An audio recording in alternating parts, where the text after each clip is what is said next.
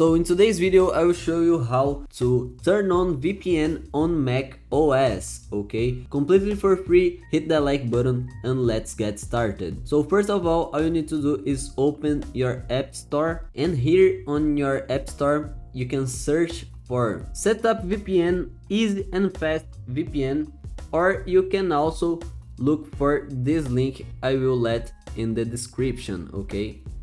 This is not a sponsored video, but I highly recommend using this software. Right now we can click here on download and wait it for install.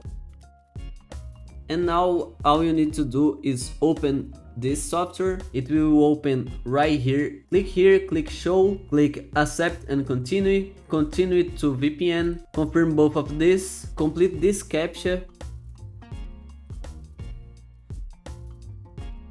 And now all you need to do is start a new server, okay? So once you click this button, it will start your VPN. It will connect to another server and you can use this server for free. If this video helped, make sure to like and subscribe. The link will be on the description, and thanks for watching.